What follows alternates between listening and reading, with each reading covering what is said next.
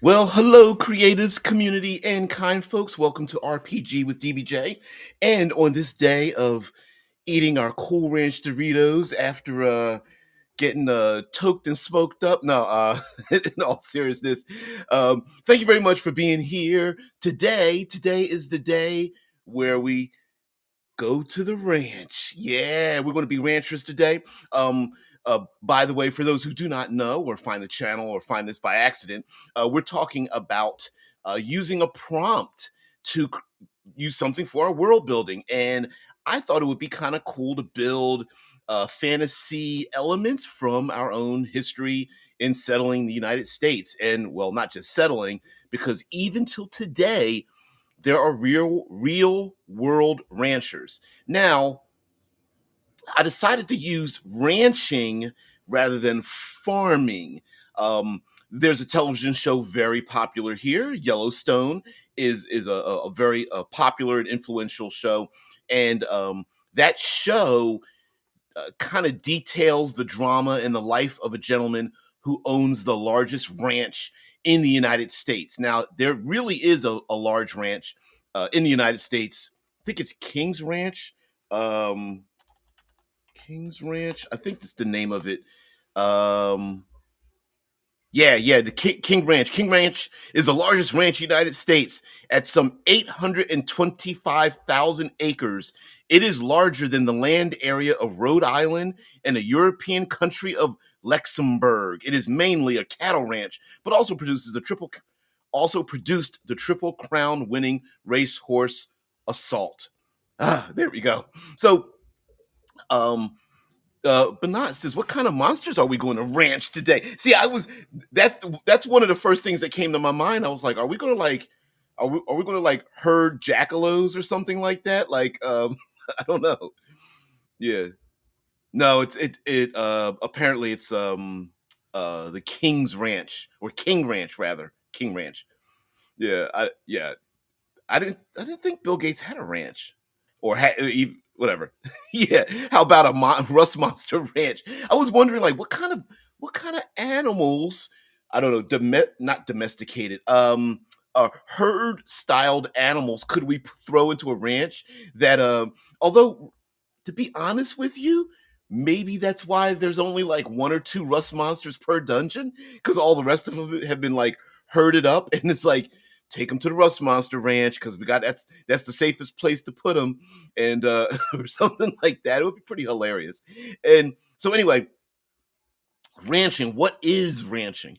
So, tr- um, very simply put, a ranch is an extremely large tract of land, uh, often fenced in, but not always. And some type of wild-ish herd animals are placed on the ranch, and the ranchers ensure that the animals are protected and that they migrate throughout the ranch so that they don't destroy all the food source that they have. So, for example, okay, an example in the television show of Yellowstone, uh, uh, the Dutton Ranch is so large that oftentimes they have to take the horse because it's a horse ranch, and they have to move the horses around the ranch so that they don't eat out their own food source because they won't move, and so they have to. And in the ranch is so large that they have to take all their supplies with them, camping gear, all their medical supplies, all their food sources, their own horses that they have to ride on that are domesticated to move the animals around. Now, we're talking gelatinous cubes ranch is TA says Gates owns like half the already processed for farming land in the US through some sort of system he has set up. Oh, well, he owns it. I don't know if he's a rancher, but if he owns different tracks, I guess if well, it depends on how you measure it. Is it one big large ranch? I think the King Ranch is the largest one. Is at least that's what the internet says. But someone could own 8 different ranches and collectively have the largest one. But um, yeah, you ranch the rust monsters to turn them against your enemy's army of knights in full plate. Oh hell yes, yeah, yeah, absolutely, absolutely. I don't know about having a gelatinous cube ranch. They wouldn't move very far. It'd be except for touching them or accidentally stumbling into one in the middle of the night. Yeah. TA says that what would be cool would be a mechanic that if the rust monsters were living in the area long enough, yeah, the gems dropped start growing into larger sort of chemical rock garden like stalagmite formations. Oh, you hmm hmm. We'd have to do a rust monster day. We're gonna have to do a rust monster day.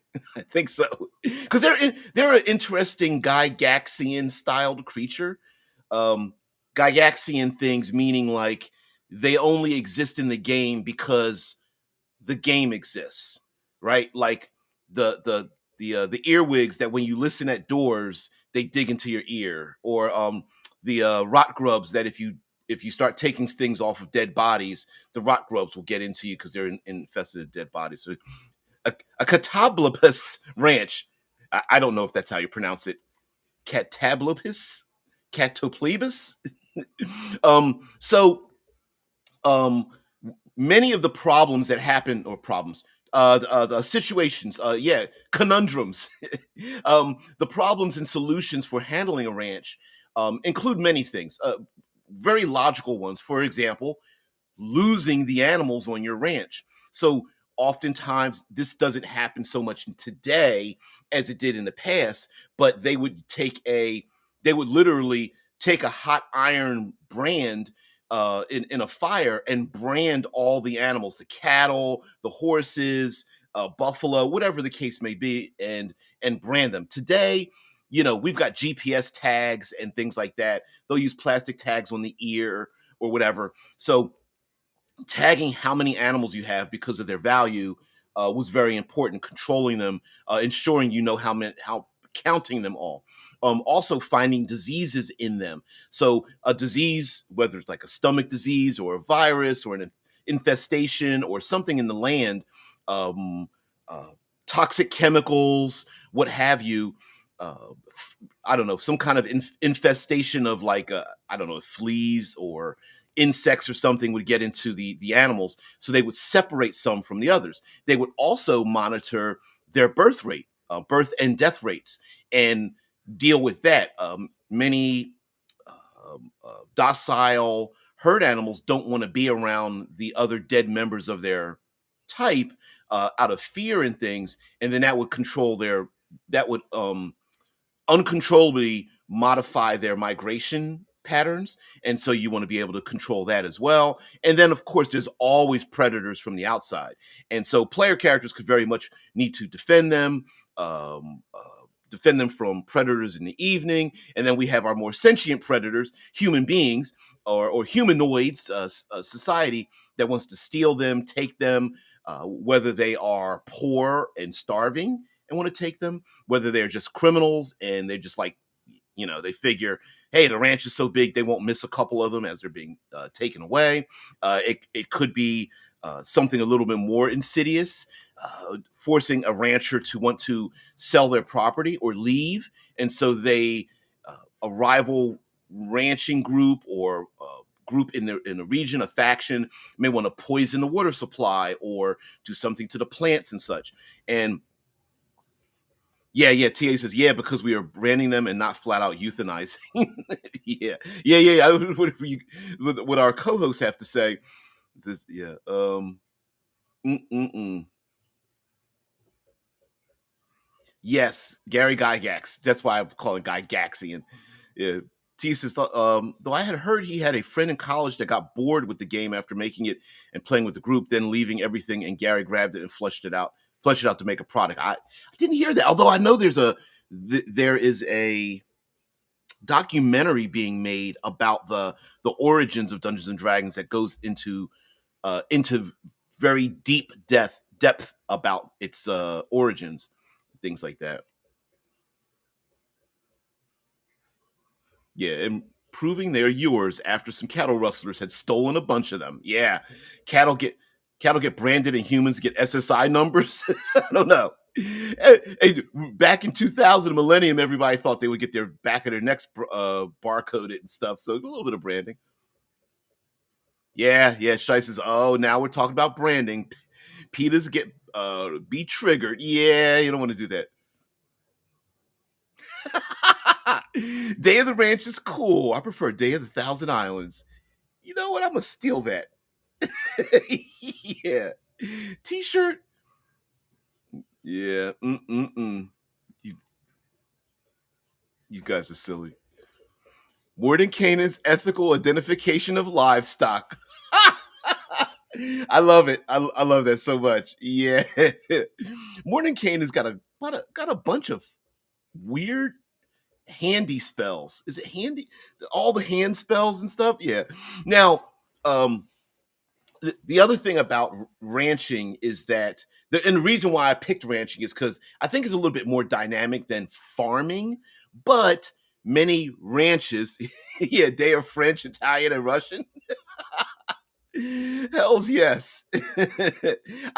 Now, of course, I would butcher all that stuff because I do it from a low intelligence, low knowledge, very stereotypical Americanized version of it. But sure, if I would have get my channel shut down, sure. Yeah, Dave Arneson, yeah, probably laid the foundation for how to play.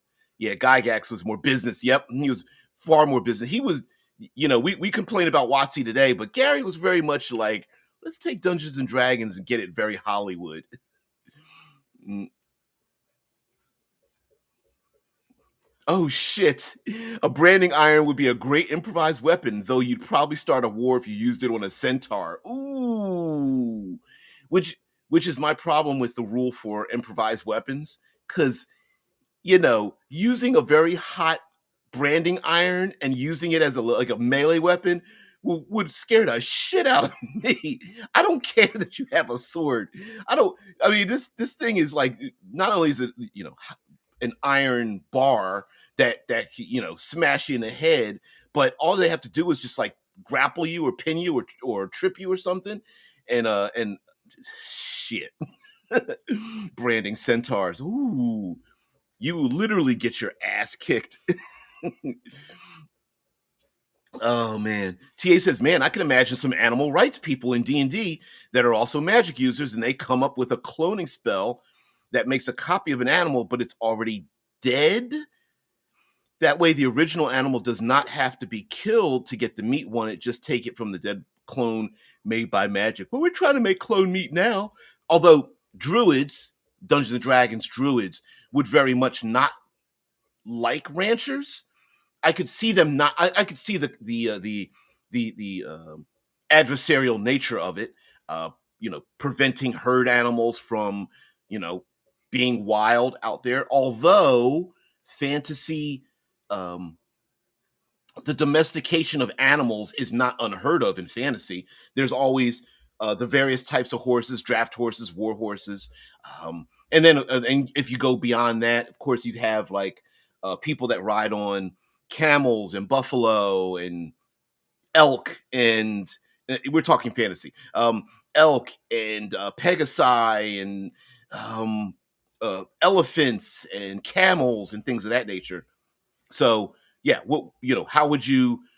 Would there? I mean, even in this fantasy world, I'm sure there's some non-magical druidic people because you have zero level humans that are probably bumping up against the thing. Like, okay, listen, I get that you need horses and stuff like that, and we've been tolerating it, but the fact that you think you own this land and the animals on it, you're a little bit arrogant, and so the idea of even having a ranch in the first place might come into question because who owns the land? How is land normally divided in this part of your fantasy world? Do they make deeds and have surveyors go out there, or do people just walk in the middle of nowhere and go, this is mine now, right? Also, if you go with classic nobility, nobility looked around and they're like, no, all this land is mine. You're just renting it. You know what I mean? And therefore, the idea of the following or forced migration of herd animals may be a thing. Now, we go beyond herd animals. A nobility that owns a land may have a wild part, a dangerous forest, a deep valley, a strange little swamp or something, and the ownership of that may be completely wild, and the player characters, it may be used as um, a very much nobility was known to go on like fox hunts and hound hunts. I mean, go on a fox hunt with hounds and things like that. So they would go on the uncharted parts of their property specifically to hunt animals and things like that, to trap animals and such. And it could be a place where monsters live, and the player characters need to go in and take care of the monsters or something. Like maybe the king or queen or whoever, if we go very classically, yeah, they know the animals live out there. The catoblipus, the bahirs, the boulets. I'm trying to think of some other uh strangish animals. Hell, even those ankhegs. They're like, yeah, we need them, but we don't need that many of them to keep the population down. Or they know they're out there, they're just not a problem. Everyone knows it's dangerous. The nobility knows they're dangerous out there, but they don't bother anyone. But maybe seasonally or something, they go, hey, let's go out there and murder kill some of the animals out there. Oh, and the trolls that are also going after them, you don't have permission to be there. So yeah, it could be something like that. Mm-mm-mm. Yeah, Druid War, Cattle Liberation Front. Hey, wait a minute. Who's to say that there's some minotaurs hiding in the cattle, and the minotaurs jump up like with crossbows and I don't know, tridents. I'm just pulling something out of my ass and just like, yeah, you wanna brand me and herd me? F you, ranchers. Right? Yeah. The End King says regarding animals and domestication, people's homes are filled with animal ecosystems. Yeah. Insects, raccoons, possums under the house, etc. It makes me want to play a house druid. Yep. Yeah, absolutely. Yeah, and yes, there we can delve into the very problematic things of all the settling of the United States, but um, mythologically, the idea of ranching itself was many, if not all, the people in the United States came from very humble beginnings, uneducated, trying to carve themselves a life, because in the places that they used to be, it sucked. So moving out into the wild was a way for us to dominate the landscape, to control what little human beings had control of in nature. And so ranching and being a nomadic tribe kind of go hand in hand, except the ranch just doesn't move. But the people that work on the ranches do move. And so there is a little bit of an overlap. The only thing is the context of it, right? Where ranching comes across as ownership, dominance, and such, whereas maybe nomadic peoples are like, well, it doesn't belong to us. We are part of the land. And but many ranchers would tell you that they feel the same way, that they are protecting these animals. They are encouraging their longevity and ensuring that they have a healthy lifespan, except for the few that aren't, because they are a commodity. They are something of value. They're not just out there just being random. It's when you have a cattle ranch, the cattle is being used for many things, steak or breeding or things like that. Yeah. Mm-mm-mm. TA talked about the clone spell. It actually could come from making a spell that accidentally failed, so the clone was dead and not alive, and they figured out why, so it could be forked as a new spell for food. That makes a lot of sense to me. It's like, damn, I fucked up this spell. Every time I try to do it, and then all of a sudden you're like, a light goes off, and I'm like, ding, ding, ding. Ooh, wait a minute. Drew says, "Don't." To be honest, I don't think druids have been the eco hippies people seem to think they might have been. I agree. I do agree with that, because again, I'm being very stereotypical when I say that. But you know, I I think the druids in fantasy are a stereotype unto themselves. It's not a historical thing, but they're just low fruit to pull from, you know. I mean, listen, your average citizen would be like, I don't mind you ranching, but I do mind you, slaughtering buffalo by the tens of thousands, right? Yeah. Yeah, Dan King says I can imagine a ranch druid as an extension of that. Yeah, having a bit of dominance over the natural order, if for no other reason than to claim to protect and things of that nature. You said, "Damn, I should have consulted the grill and kill it before this show." Yeah. Yep. Yep. Yep. Yeah, we are meat. If you think about it, yep. We're either meat clones or half a chromie. Either we're one or the other. Everything is just clones of meat, even plants. That's true too. Yeah, because how much living matter has just been died and going into the earth and stuff. Yep. Except shit lords except politicians. They're clones of negative energy, sucking all the life out of everyone around them. Yeah.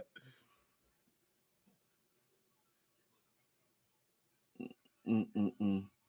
Robert Murray Smith has a video where he talks about intelligence being interaction with the environment. I've heard theories about that. Yeah. Causing motion. So even rocks that walk in deserts from heat and cold, causing them to move. Yeah. And that we're not isolated or we would not have intelligence. Only thing being part of our environment is it possible to have intellect?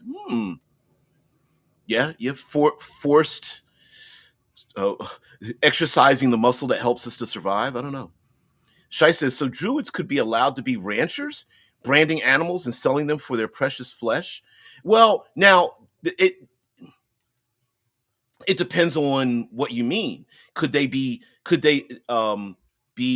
air quotes marking them, branding them so that they know when others are trying to poach them and destroy them? Could a ranch be a place where injured animals come and are brought in for medical treatment? Not being sold and not being like, or the druids allow the local community. Yes, we're protecting tens of thousands of the jackalopes. You can have three, right? Like that might be their thing. Like, oh, these three are elderly. We'll let you have these three, or trade or something like that. So yeah, I could see that. I could very much see the rationalization of and I don't mean this in an evil way, but I mean it could be rationalized. Like, listen, humanity is going to be living on the other side of us, on the other side of the ridge or whatever. So better that we control that interaction than just let it be random because we had poachers coming in trying to destroy them and stuff like that. Yeah, yeah. We're late. Couldn't start without you. Day of days, day of nights,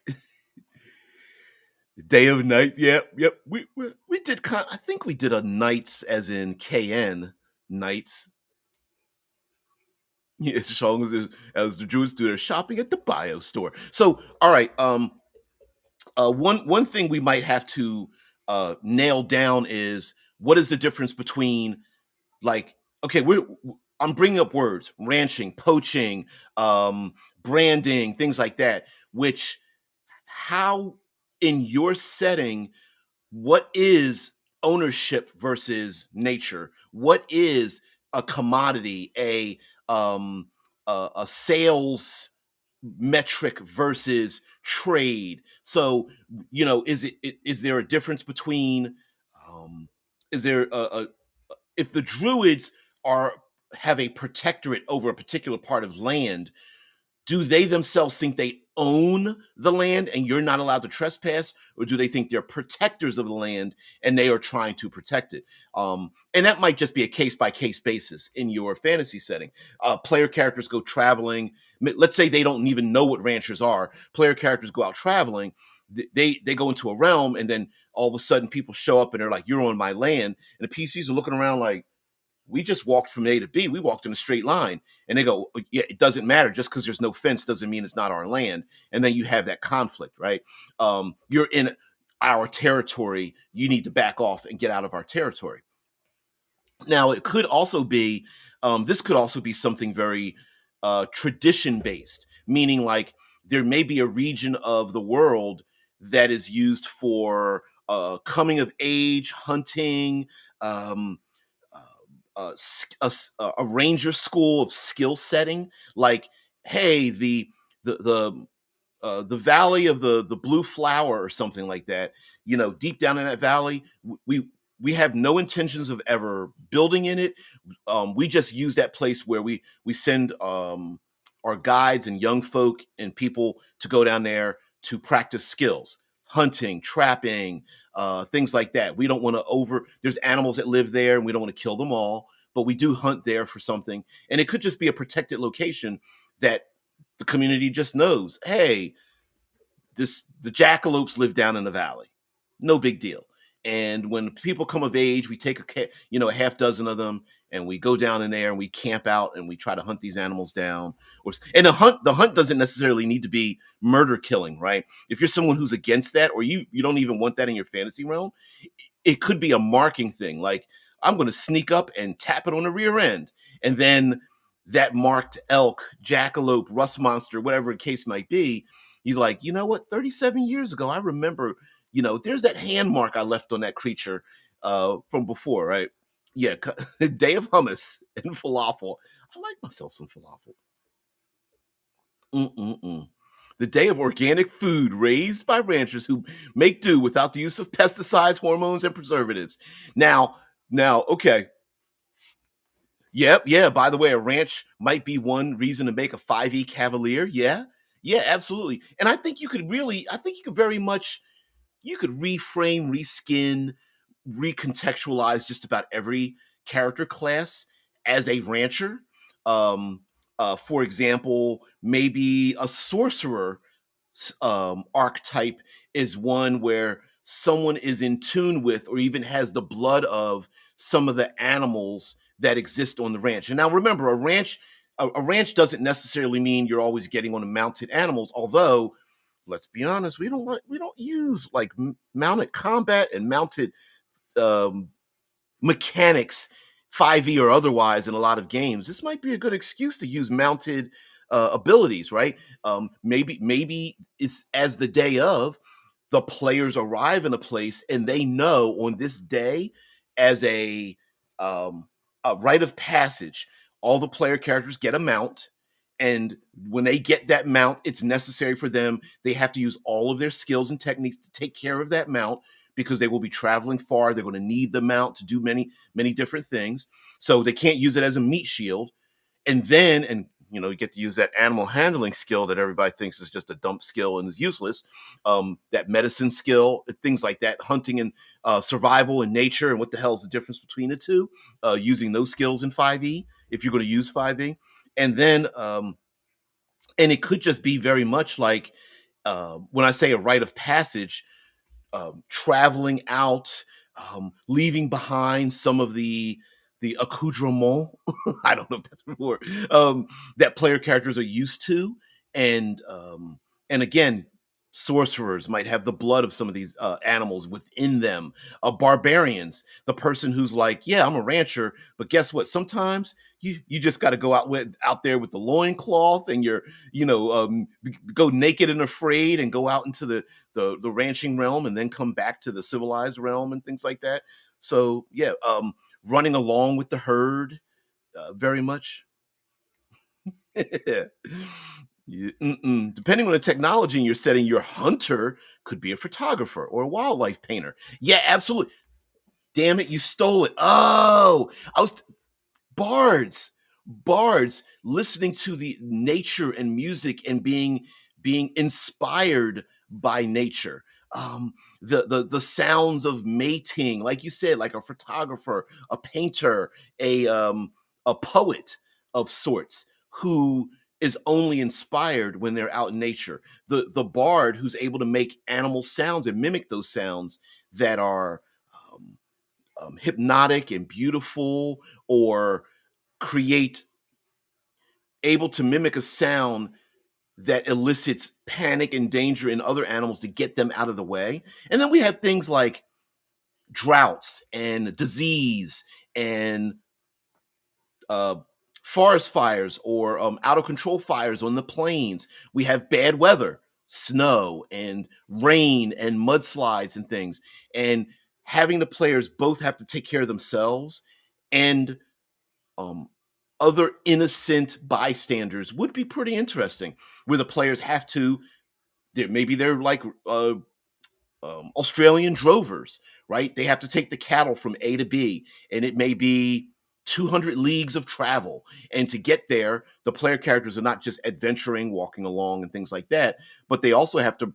There's a raging river, and they need to make sure that the animals get across without falling down. And what happens if, I don't know, one of them slips and goes down river? Do the players go after them? Do they use some of their special abilities or magic?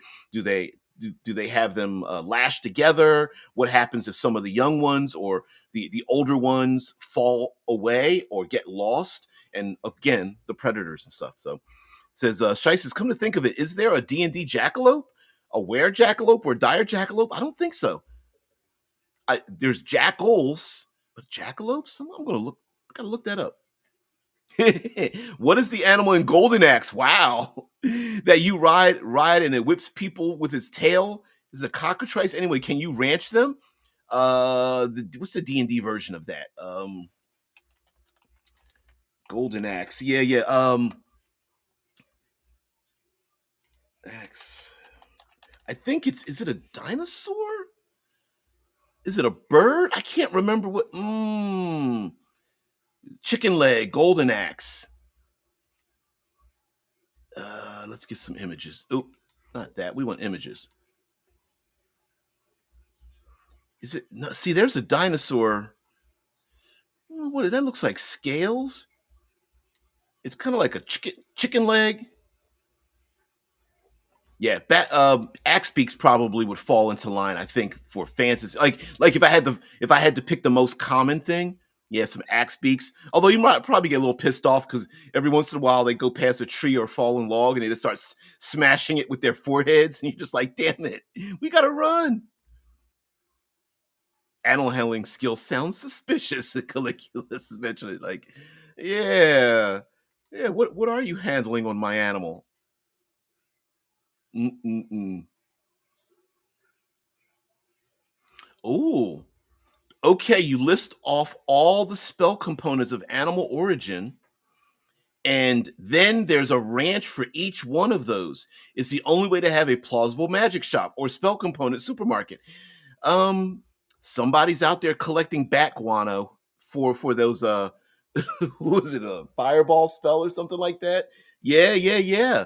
It actually makes a lot of sense. And you could have people who hunt down the animal components to prevent the explosion or to control the access to that resource, right? So you wouldn't want people selling rabbits so you can have a rabbit's foot for a luck spell, because then you people would have that access to that commodity, that spell ability. So, or you could train animals to sniff it out.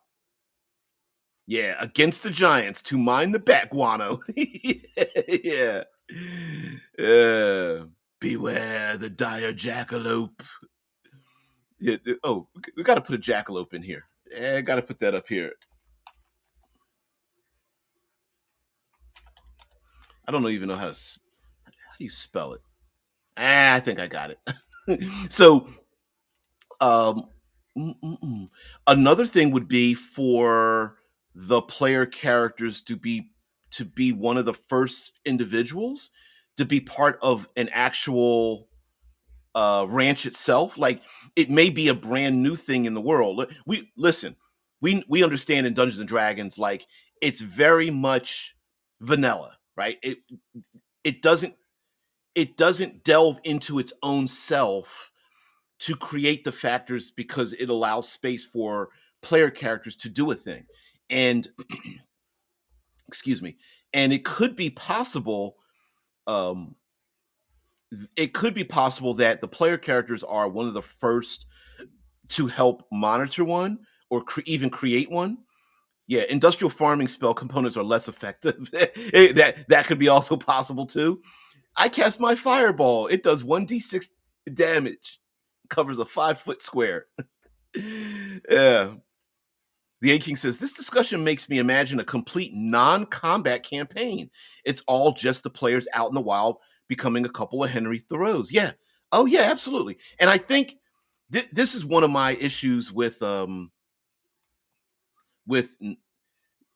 Dungeons and Dragons and its aside style games, and that is the lack of vectors of challenge. So every single vector of challenge in Dungeons and Dragons has been whittled down to one thing, and that's hit points, hit point loss, hit point gain, hit point threat, and there are no other mechanics that reinforce any other kinds of threats to player characters, right? So everything else is made up by the rest of us, and it's just very general. So there's no loss or gain of status in a social encounter. There's no loss and gain of resources because that's been given away. Player characters don't get lost anymore. They don't go hungry. They aren't afraid of anything, really. There's no fear mechanic, really. It's just kind of tacked on. The only thing is a loss of hit points. And so being able to do a lot of damage and not lose your hit points and take away other hit points is really the only thing. And I think a non-combat, if they, first of all, the word hit points is very old and it gives us, it doesn't necessarily describe a thing that we could expend out to other things. For example, player characters winning and losing, if they're taking care of, like traveling, doing a travel log where it's more exhaustion and gaining resources and um, making connections with people that you've never met before and having the threat of having it turn bad and now they're against you or something, or finding more resources to live to the next day, or taking care of a tribe of people and things like that, and just mechanizing it. It's actually pretty easy to mechanize it. I just wish they would do it. So that's just me. um, Running a ranch would be like any number of those casual games you play on your phone or pass the time. Adding a role playing element might be interesting. Exactly. And now, mind you, you could also, for example, a ranch could very much be the excuse. And I have a video about this, and I even might do some like micro videos. I have to get the time to do this, but um, a ranch also makes a perfect excuse for why players dip in and out of a game. So if you're always worried about, oh man, we can't play because we're missing two players out of our group of five, well, the ranch is where they're at. And then the next game, they leave the ranch and they come out to wherever you're at. It also gives a safe haven. So if players are kind of distraught. They're like, oh, every time we game, it never feels like we're gaining everywhere because every place is dangerous. We love to have ourselves a homestead, a place where we can rest and relax, and then go back out into the world. The ranch could be that place. Um, you could very easily make this a resource game, meaning like use the rules for whatever game you're using, but when the players use their resource, they can only regain that resource when they go back to the ranch. So if they have magic, special abilities, call favors from the gods, I'm sticking very fantasy here. uh, they can shape change, they have mental abilities, doesn't matter. They can't, it's not about resting and short rest, long rest. It's all about coming back to the ranch to be rejuvened in whatever manner, you attack on some flavor to it, and then go back out. And then you just make that a resource part of the game. So yeah, it could be that way. Yeah, Shice's ranching could be a good non-combat setting if you just want to talk the whole time. Two bored shepherds talking about stuff. Yep, sitting on the ridge, looking out over the sheep or whatever. It is like, yeah, yep, yep. Goofing off at work, just like real life, except you get to play with branding irons. Yeah, listen, goofing off at work has had people lose an eye plenty of times, right? Or those strange show up at the emergency room, and the people were like, how did you get that inserted into that orifice? We were bored. Oh man, just chat and let the animals run around the whole time. Yeah. Yeah, it's like, what is real ranching? Well, Remember, it is a thing. Like it says, hey, let why don't we ask? So, what do ranchers do? All right. So it's like ranching is the practice of raising herds of animals on large tracts of land. Ranchers commonly raise grazing animals such as cattle and sheep. Some ranchers also raise elk, bison, ostriches, emus, alpacas. The ranching and livestock industry is growing faster than any other agricultural sector in the world. Um, let's see. What's the difference between farmer and rancher? Let's share this out. So, let's see. Farmers. Oh, I did not know this. Okay. So to the right of the big screen, the left of my head, so farmers call the land fields, but ranchers call the lands pastures. Um, Farmers say what's in the barn, it's equipment, but for ranchers, what's in the barn, it's livestock. Farmers worry about crops growing and commodity prices, and then ranchers worry about winter feed and market prices. Happiness for farmers is straight rows and good crops, and happiness for ranchers are fat cattle and plentiful grass. And then farmers say expert at counting bushels and bales, and ranchers are experts at counting heads and tails. That's kind of cool. That's cute. That's real cute. Um, there we go. What do ranchers do all day? Some common duties a rancher include caring for and feeding livestock to maintain their good health, tending to the land of the ranch to keep it in a condition that's hospitable to the livestock, building and repairing structures on the property, including both facilities and fencing. Yep. And what are the duties of a ranch hand? Provide care for livestock and other animals on the ranch, provide regular care for their own horse, maintain trails and repair fencing, interact with adult guests and their children if the ranch provides housing, teach basic horseback riding skills, and lead riding expeditions. And again, microcosming the thing, ranching could be like the zero level funnel for like a DCC. Like you're not out in the wild, but it is a little bit dangerous, a little bit like kind of controlled. So you can learn how to, ride an animal. You learn how to.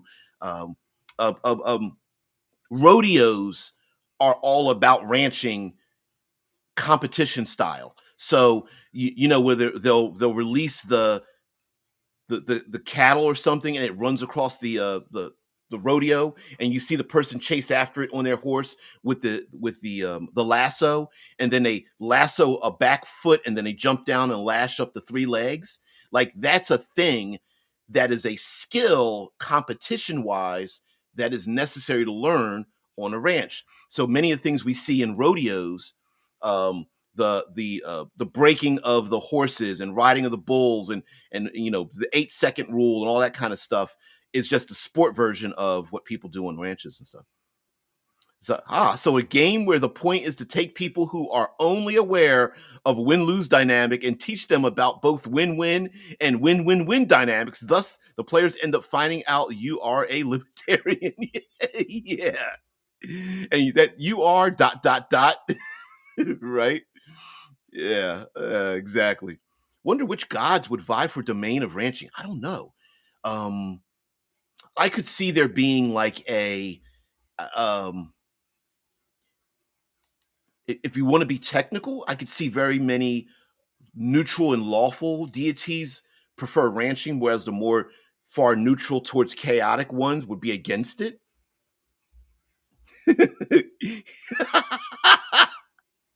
Oh, heathen. Yeah.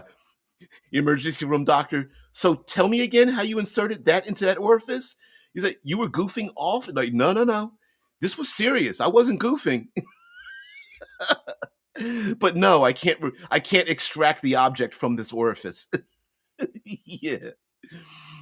Uh so yeah, I think there's some creepy pastas written around cryptid ranchers. Ooh. Yeah. Dragon ranchers. Now, how do you do aerial? I think you could do aerial, flying, winged things on a ranch, kind of. Maybe more migrational, nomadic, but I think you could do it. I think it's possible. Yeah, what could possibly go wrong? It'll be fine, Dragon Ranch. Oh shit.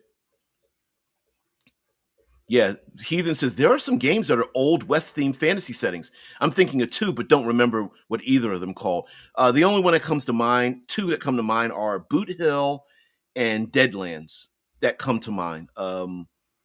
Let's see, Boot Hill. Let's see, Boot Hill and Deadlands. Let's see.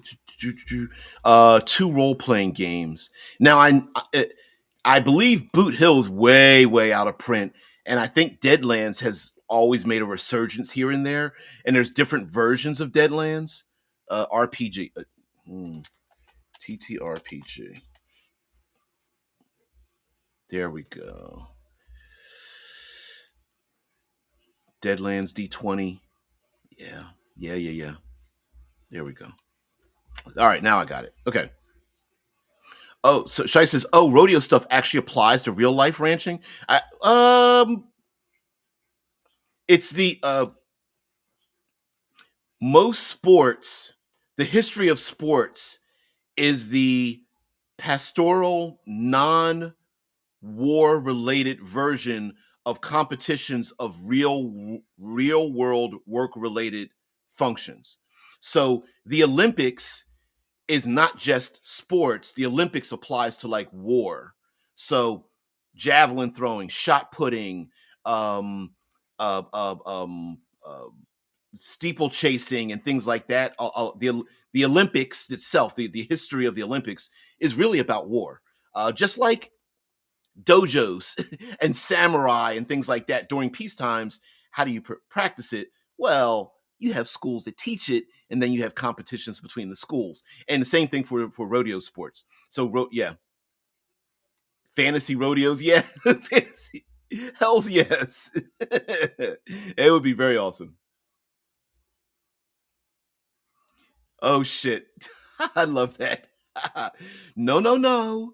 We're not playing in the Dragon Lance setting. We're playing playing a Dragon Ranch setting. Yeah. Yeah. The NAP does not apply to DMs. Yeah. Cryptid ranchers are cool. I know there are one or two stories about people out on ranches who might have encountered skinwalkers.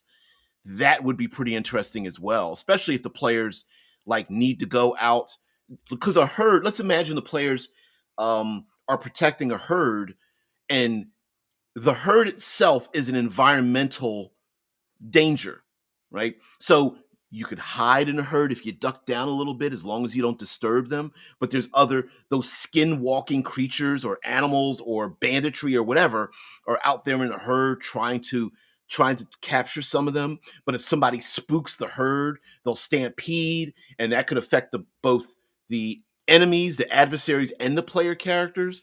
And what kind of shape, what kind of animals could shape change and hide in a herd to achieve some nefarious plan, right? Um, Hide amongst the herd as it gets brought into town to be sold for livestock, or and to sneak into the city state because this is the season where the herds are brought into the city state to be protected behind the city state walls or whatever. A Dragon Ranch, fucking love this. Yeah, yeah. Yep. A horse walks up who they've never seen before and acts really weird. They shoo it away. And then when they look back, there's some guy walking away far in the background. Yeah. Exactly. Or you guys know I love to come up with ideas to keep playing the game. What if or a player character or more shape changes into one of the herd animals or mounts of one of the player characters when they're not there? So a player could be, I got to pull this out of my. They are a shape changed elephant, and the players ride on the back of elephants. This is I'm going to make this up. Persian styled game and setting and such. And there's ranches and things, other than the United States. But we could do that. You add your own flavor. But hell, one of the player characters is a horse, or what have you, or a very large wolf, or whatever. and we just say in the game, hey, um, Adriana can't show up at the game all the time, and we like having her here, but she really can't play all the time. So when your character's not here, you're just going to be a dire wolf that's with the rest of the group. And she's like, oh, cool, great, that'd be awesome. And then everyone else just, she's a mount that you could ride on her. But then there's other times where they the character shape changes into a human being, and then they play themselves as they normally would be. I would let somebody. I would include that too. If someone is there's no limit to what I would do if somebody is value added to my gaming environment. And I think we make too many excuses to not play, and including myself. And sometimes I think we need to think outside the box on that. Yeah.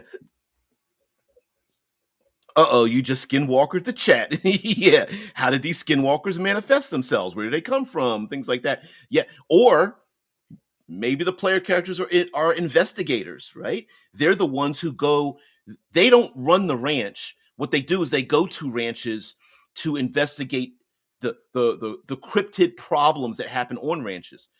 The skinwalkers, the bandits, the poachers, the diseases, and as in the television show Yellowstone and many other um, Taylor Taylor Sheridan written style shows that happen throughout the middle America, where there really is a legal department in many of these midwestern, far western locations that police ranchers. They police them so that they don't abuse their animals. They police them so that they're not stealing other animals and trying to change the markings or brands. And they police them for health reasons or what have you. And of course, you want to do a horror style game, and the players go out there and they're like, okay, we need to find a skinwalker. And they go, how are we going to find a skinwalker amongst 20,000 herd animals? Damn. And any one of these could be a skinwalker? Shit. Right? Like imagine a really great monster who is able to possess the body of, here's a twist on a minotaur. Sorry, ass pulling, right? So reach in the sphincter, pull idea out. So instead of the classic minotaur in the maze, there is a spiritual monster that takes on the form of one of the members of the cattle or bison or what have you, oxen or whatever, and it it it continues to exist spiritually, but once it inhabits one of them, it turns into this bestial, sentient, humanoid monster thing with horns. And even though the player characters could kill it, even if they kill it, as long as its spirit's able to go out, it can possess any of the 20,000 other ones out there. So when the players go out there, like, shit, it could be any one of these. And there's like 5 of these spirits out here. Oh, damn. How are we going to stop this?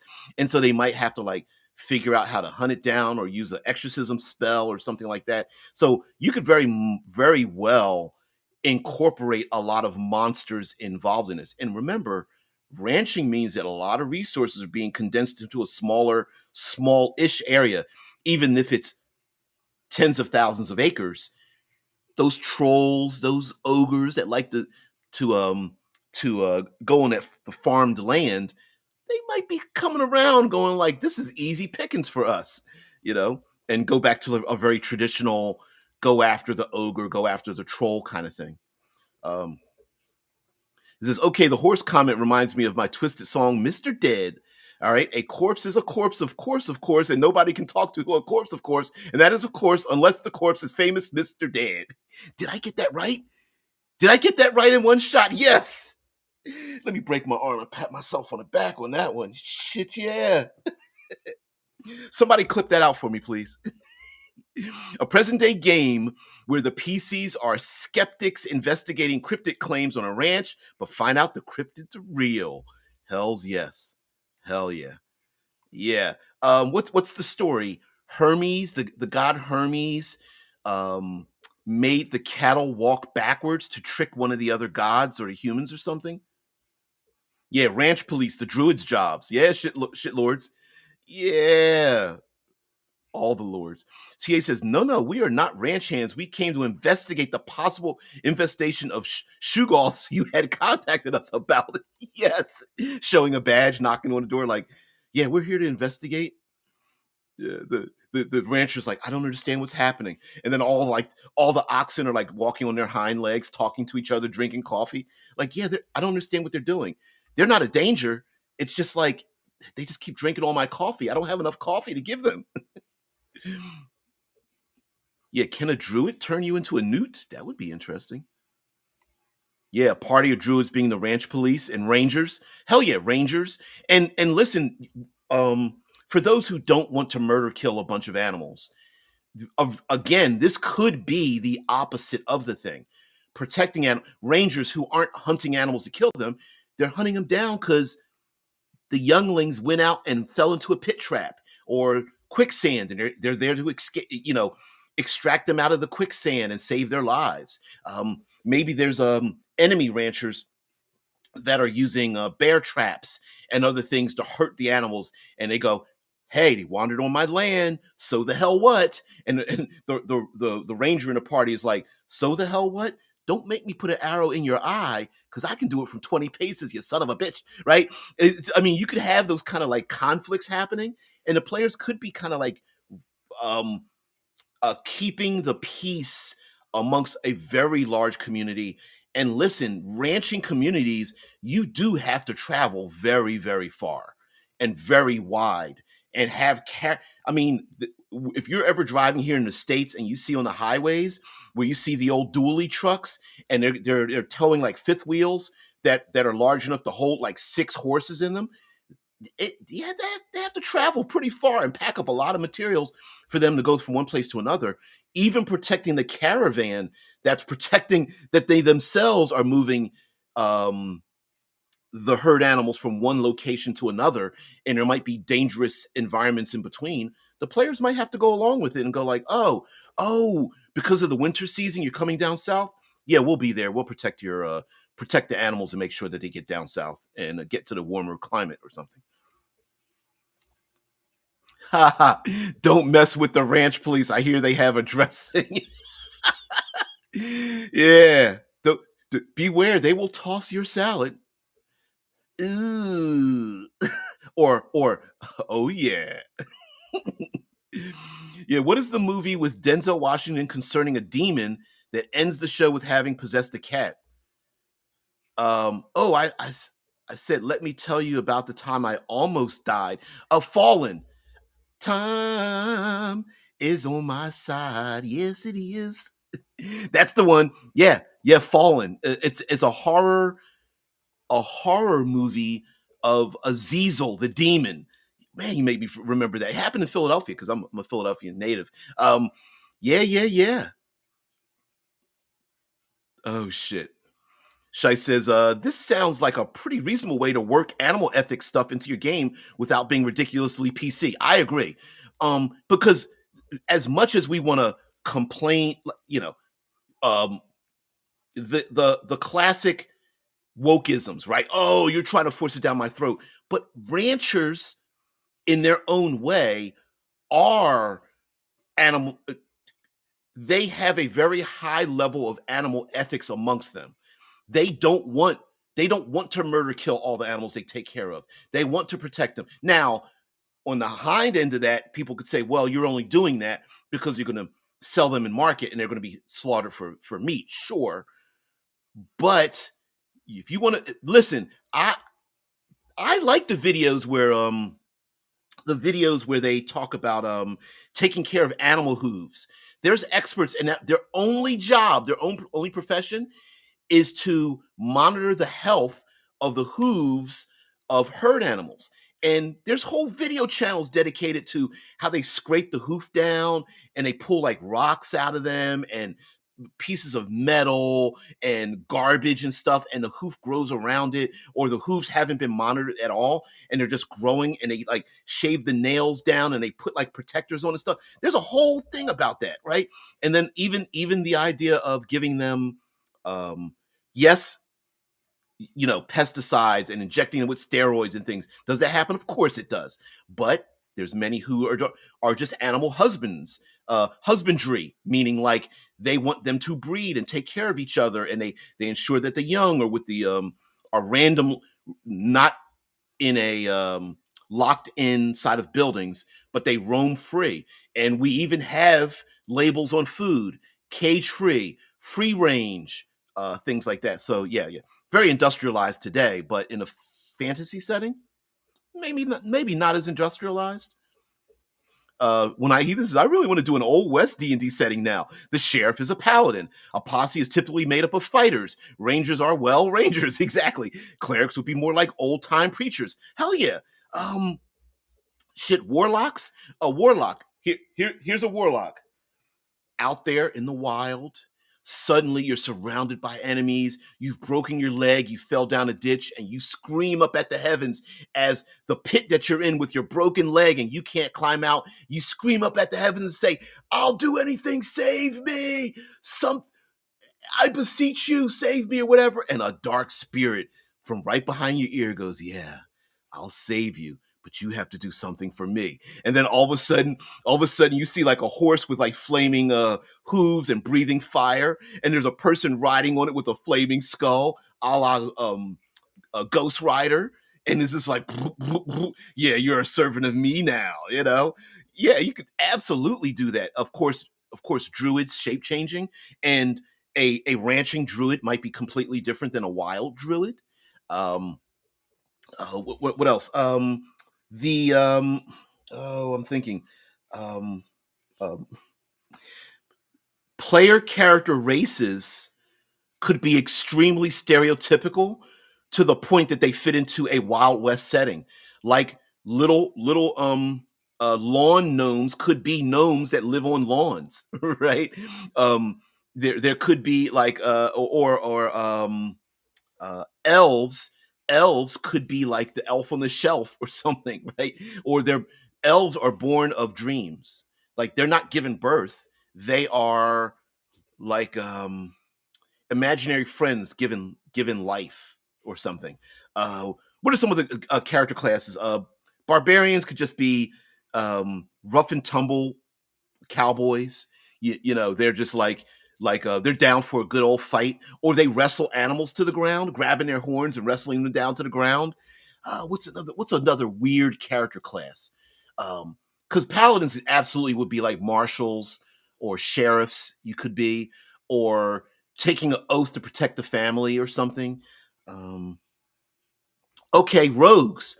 Rogues are lone gunmen, um, maybe current or ex stagecoach robbers or something like that, and such. So yeah, get some wands, get some wands, and add some handles to them, and you're done. TA says, I could see a system where the local dragon will round up lost cattle and they get one. Yeah, they get one for doing so that ends up in a friendship with one rancher because the rancher chased the dragon down and offered him a big bottle of his own barbecue sauce that the dragon just loved to death. Yeah. Hells yeah. Yeah. The dragon's like, "Oh no, I'm not destroying I'm just rounding them up. I'm not trying to destroy all the cattle. Hey, I need to eat too." Yeah. How about how about a cruelty to animals campaign for from the Book of Vile Darkness for a chaotic evil party, of course. Ow. I don't know. Mm. Caligula says for shitlords might be a good way to find out what happens to you when you die and get sent to the shittiest layer of the abyss. Then it must be done. Oh shit. Barbecue grilling. All right. Dragons and barbecue grill. Okay, okay. The dragon used the barbecue sauce on the cow they chose for rounding up the lost cattle for the rancher, but now they don't have a barbecue party without the dragon coming over to help with the fire for the grilling. Really? Really? Now I wonder what true grit would look like with magic. See, I would rename hit points true grit. And then grit is like physical body, mental toughness, um, social standing, right? Yeah, it might be a corrupt sheriff too, running an old boys network. Yep. Yep, yep, yep. And then you have all the things like water rights, bards are singing cowboys, yep, sitting around the campfire. Hell yeah. Yeah. Rogues are bandits, snake oil salesmen. Yeah, I love that. Yeah. Rogues are bandits and snake oil salesmen. Yeah, hells yes. Let's do a D&D train robbery already. We talked about trains too. Yeah, D&D train robberies. Hey, I thought about the train like you could have a train with like each car of the train is its own dungeon. Grit points. I would use grit points. Yep. Yeah. Every case of animal cruelty gives the paladin sheriff a pass to smite your ass. Yes. Yes. I love it. I love it. And hell, give the players literally put in the hands of the players. You get to string up the enemies in trees and tie a staple a note onto their chest that's like misspelled, some kind of misspelled word, like horse thief, and strung up the hobgoblin or something like that, and rode off into the sunset. Yeah, I'm feeling this. And of course, like the role playing game Deadlands, plenty of undead, plenty of ghosts, plenty of spirits. Day of the monstrous barbecue sauce. You can also have monsters are when you're those who go out in the wild become their true selves. So,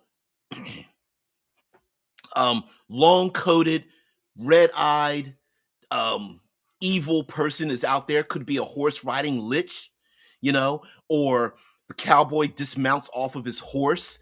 That skeletal takes the hat off and literally peels their skin back, and they turn into like a troll or something like that. Like you, or maybe they don't. Maybe just like mounted riding all kinds of humanoid monsters out there. Everything from ogres to I don't know what giants would ride on, but hell, it'd be kind of sweet to see like a bunch of ranchers and stuff. And listen, we haven't even talked about the indigenous peoples who have their own. This is fantasy. We're using this as fuel. We're not doing this as a simulationist kind of thing. But yeah, Day of Romana and Cindy sauce. Yeah, but not yes. Yeah, yeah. Taste of. Yeah, you are. Mm-mm-mm. All right, I'm gonna have to get out of here. All right, wizards and sorcerers could be the ones who handle dynamite and other dangerous inventions that seem magical. Oh, dynamite, ornithopters, maybe a little bit of a what is it? Morse code, kind of thing. Uh, uh, uh, Old timey photographers, the ones where they have to put their heads behind um, the tripod, and they have to hold up the chemicals and light it on fire to take the picture or something like that. Yeah, that would be awesome. The old timey bikes with the big giant wheel up front and the small wheel in the back. Um, that is awesome. Yeah, yeah, yeah. And that would be how magic would work. I love it. I love it. Oh shit. Playing cards. Using playing cards is like it's not a magic missile. I'm just throwing playing cards or something like that, right? What would wizards and sorcerers look like in the old west? Maybe stage magicians. Hell yeah, stage magicians. They throw down some powder and it makes a poof and a misty step away or something. Um, they have a watch. They hypnotize you by the watch moving back and forth or the metronome going back and forth. Yeah. I was thinking giants working at faster building of fences for the ranchers so they can drive in fence posts about like a human driving in a tent stake. Yeah.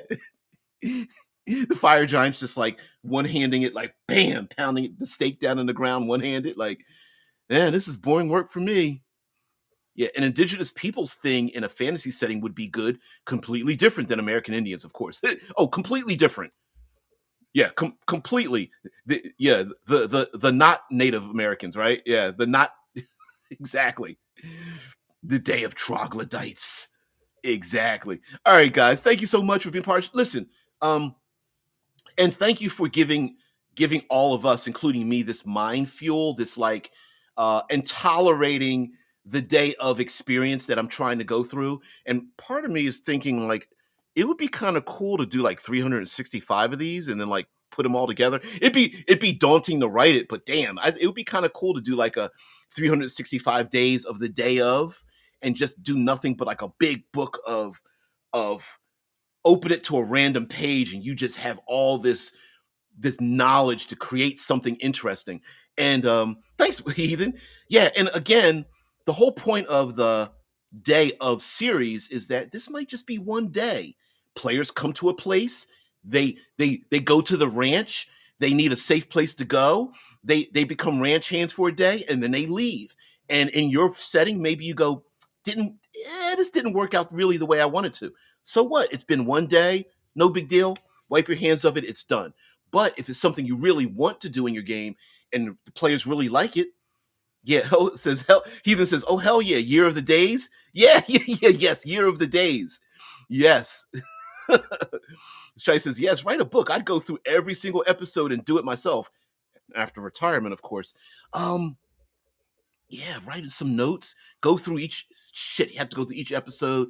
Listen to it at like 1.25, 1.5 speed, go through and start bookmarking, like bullet pointing everything and stuff. Yeah, I thought about it at one point and I was like, nah, I'm not even going to bring that up again. But yeah, in this Western setting, wizards and sorcerers work together. Wizards bring the technical wizardry, sorcerers bring the waxed mustaches. Wait, they bring the waxed mustaches and dandy showmanship. Yeah. And think about it, wizards learn the stuff. Their book knowledge, they know how to read, because maybe a lot of these ranchers, they don't even know how to read. And sorcerers are born with it. They are the oracles, the ones who wake up, sheets soaked in sweat because they've seen dark things, whereas the wizards are more technical, powders, alchemy, apothecaries, that kind of thing. Yeah, that'd be awesome. Yeah, this is after Ragnarok. All right, guys, thank you so much for being part of the show. I really appreciate it. Thank you very much for um, just being part of this whole endeavor that I'm doing. Uh, and also, thank you very much for not giving me a hard time, because I like to shout out what you guys have. I mean, you guys are are the co-hosts of the show, and it's just me and my dumb face and my voice. So I'm giving you voice to the things that you guys are talking about and thinking about. One Eye Heathen says, a hardcover book that is 365 pages. Each page has the best ideas from each broadcast. Yeah, I was thinking, if I were to do it, what I would like to do is a 2-page spread. So if you opened up the book to any page, it would open up as a 2-page spread, and it would have like details, some random, like it would go in a particular order. Here's the day. Here's some real interesting fluff. Here's some random charts. Here's maybe a map or an imagery or something like that, and you would just flip to the next day. So each one would be a 2-page spread. Yeah, that's how I would do it. Happy hump day. Time to kill and grill it. Yeah. Time to fire it up. Time to fire up the ice grill? Or do you mean firing up the grill in the wintertime? My grandfather used to cook in the wintertime. It was awesome. But anyway, guys, thank you so much for being a part of the show. I appreciate it. Gonna have to get out of here. Thank you very much for spending your valuable time here. I hope in our discussions of tabletop role-playing games in general, we can all make change. Yeah, burger time. Wonder if I should get back into bookbinding again. Ooh, Happy Mountain Festival. Is that something, Banat? Mountain Festival? That is awesome. All right, guys, have a great one. Thank you very much. Oh, hand binding tomes. That is awesome. Guys, have a great one. I'll see you later. Peace.